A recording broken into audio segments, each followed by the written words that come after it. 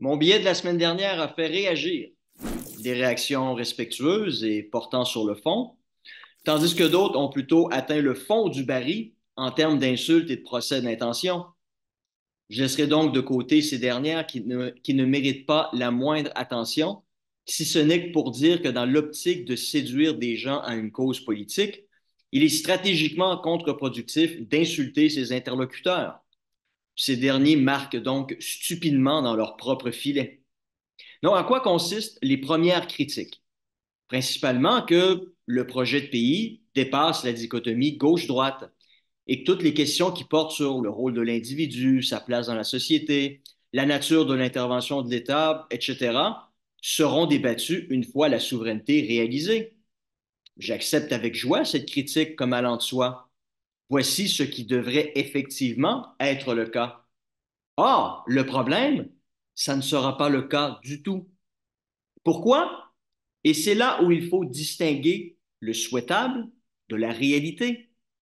Le mouvement souverainiste n'est plus un mouvement nationaliste en mesure d'englober tous les spectres idéologiques qui existent. Non, la famille souverainiste est plutôt divisée autour de lignes idéologiques profondes qui empêchent la formation d'une éventuelle coalition nationale lors d'un référendum parce que pour certaines de ces tangentes, les questions idéologiques ont tout simplement davantage d'importance que la question nationale.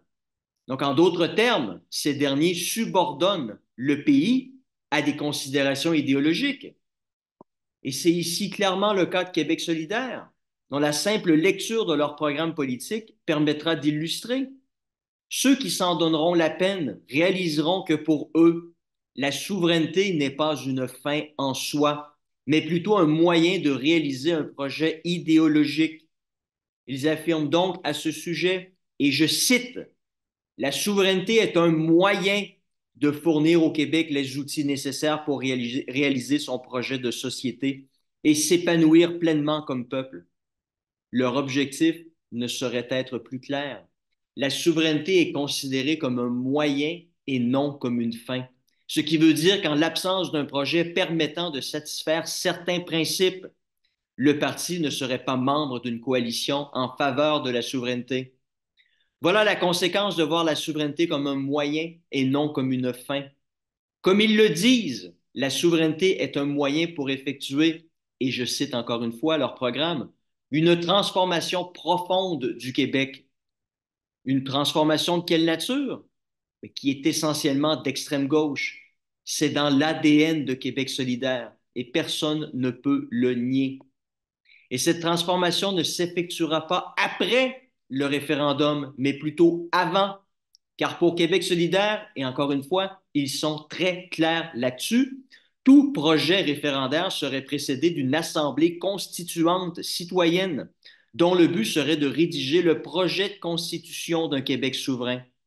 Donc, dans les circonstances, le Parti québécois devra leur donner ce qu'ils souhaitent, donc une constitution dans laquelle sera enchâssé des droits très à gauche et donc par la suite difficilement amendables. À défaut de quoi, ils s'opposeront tout simplement au projet référendaire. Québec solidaire est clair. Ces questions entre la gauche et la droite ne seront pas discutées après un référendum comme dans n'importe quelle autre société normale, mais bien avant. Donc, dans un sens, ce sera bien, car les Québécois sauront exactement quels seront, une fois souveraines, les grands principes constitutionnels qui orienteront leur vie par la suite.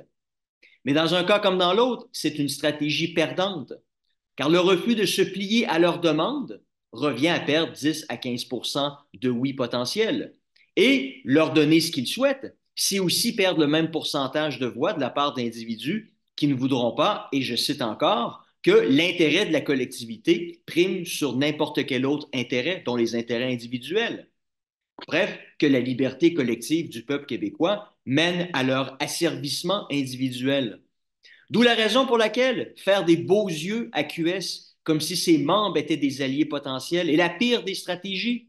Et le PQ a d'ailleurs déjà joué dans ce film quand son ancien chef, Jean-François Lisée, avait tenté une alliance électorale avec QS. Y a-t-il eu alors grande fusion des intérêts spécifiques des deux partis au nom du bien de la nation? Ah non, les membres de QS ont refusé l'alliance. Pourquoi? À cause d'un désaccord idéologique sur la position du programme identitaire du PQ. Alors, ne me faites pas croire que ces gens subordonnent leur projet idéologique à celui de la souveraineté. C'est plutôt l'inverse. Leur idéologie prime sur quoi que ce soit d'autre. Et ils ne négocieront pas. Ils imposeront systématiquement leur point de vue ou, si ça ne marche pas, feront le choix de s'exclure du dit projet.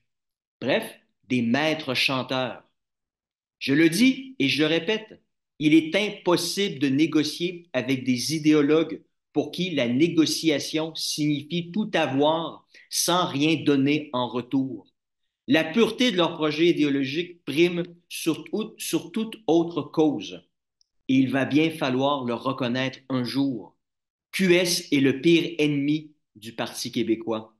Se coller à eux, c'est se condamner au provincialisme éternel. Et c'est le piège dans lequel le PQ se trouve.